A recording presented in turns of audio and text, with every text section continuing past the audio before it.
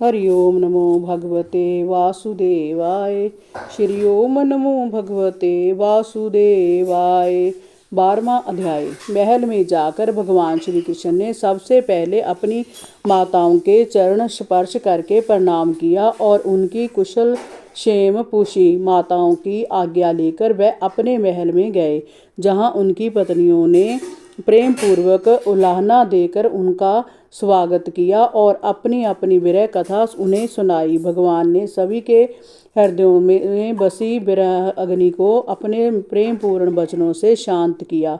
12वां अध्याय। परीक्षित का जन्म और राजा युधिष्ठिर का प्रसन्न होना। शौनक आदि ऋषियों ने सूत जी से परीक्षित के जन्म की कथा सुनाने का आग्रह किया, तो सूत जी बोले, हे शौनकादि ऋषिगण, धर्मराज युधिष्ठिर अपनी प्रजा की प्रसन्नता का पूर्ण ध्यान रखते थे। श्री कृष्ण के सानिध्य ने उन्हें समस्त भोगों से निष्प्रय कर दिया था। वह एक प्रकार से वीतराग जोगी की भांति प्रजा का पालन करते थे। समय समय पर वह बड़े बड़े यज्ञ करते थे। वह खुलकर दोनों हाथों से जाचकों, निर्धनों और ब्राह्मणों को दान दिया करते थे। वह जम्बूद्वीप के एक क्षत्र सम्राट थे और उनकी कीर्ति दिगंत तक फैली हुई थी।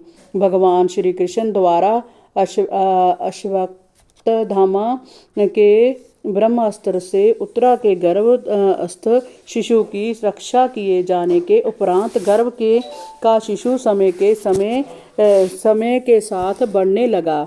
समय आने पर समस्त सद्गुणों को विकसित करने वाले शुभ समय में उत्तरा ने एक पुत्र को जन्म दिया। अपने पौत्र के जन्म पर राजा युधिष्ठिर और उनके भ्रातागण अत्यधिक प्रसन्न हुए। आचार्य धौम्य, कृपाचार्य और अन्य श्रेष्ठ ब्राह्मणों के समुदाय से उन्होंने बालक के सभी जात संस्कार कराए और राज्य में खूब दान पुण्य कराया। जगह जगह उत्सव और मंगल गान कराए गए। ब्राह्मणों ने बालक की कुंडली बनाकर राजा युधिष्ठिर से कहा, राजन, जय बालक मनुपुत्र के समान अत्यंत तेजस्वी होगा और भगवान श्री राम के समान मर्यादा का पालन करने वाला होगा। इसका यश चतुर्दिक फैलेगा। जय समस्त सद्गुणों को धारण करने वाला श्री कृष्ण का अनुयायी होगा और राजा याति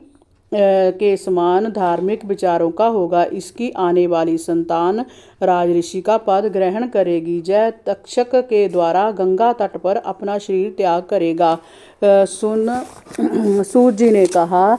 ज्योतिषियों की भविष्यवाणी सुनकर राजा युधिष्ठिर ने भेंट पूजा देकर उन्हें विदा किया। ऋषिवर, क्योंकि इस समर्थ बालक को गर्भ में ही परम पुरुष के दर्शन हो चुके थे और वह जन्म के उपरांत लोगों के चेहरे में उस परम पुरुष की छाया ढूंढने का प्रयत्न करता रहा था और उनकी परीक्षा लेता रहता था। इसलिए लोगों ने उसे परीक्षित कहना प्रारंभ कर दिया था। यही नाम उसका पड़ गया और वह राजा परीक्षित के नाम से प्रसिद्ध हुआ। राजा युधिष्ठिर ने उसकी शिक्षा दीक्षा का पूरा प्रबंध कर दिया था। धीरे धीरे बालक बड़ा हो गया।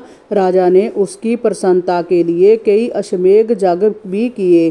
13वां अध्याय। विदुर का उपदेश और धृतराष्ट्र तथा गंधारी का वनगमन। सूत जी ने कहा, ऋषिवर, उन दोनों विदुर जी तीर्थ यात्रा पर गए हुए थे। वह महर्षि मैत्रेय से आत्मज्ञान का उपदेश लेकर हस्तिनापुर लौटे थे। सभी ने विदुर जी का भव्य स्वागत किया। विदुर जी ने उन्हें तीर्थों के संस्मरण सुनाए। विदुर जी साक्षात धर्मराज थे। कहा जाता है कि किसी जन्म में मांडव्य ऋषि के शाप से उन्हें 100 वर्ष के लिए दासी पुत्र होना पड़ा था। विदुर शाप की कथा।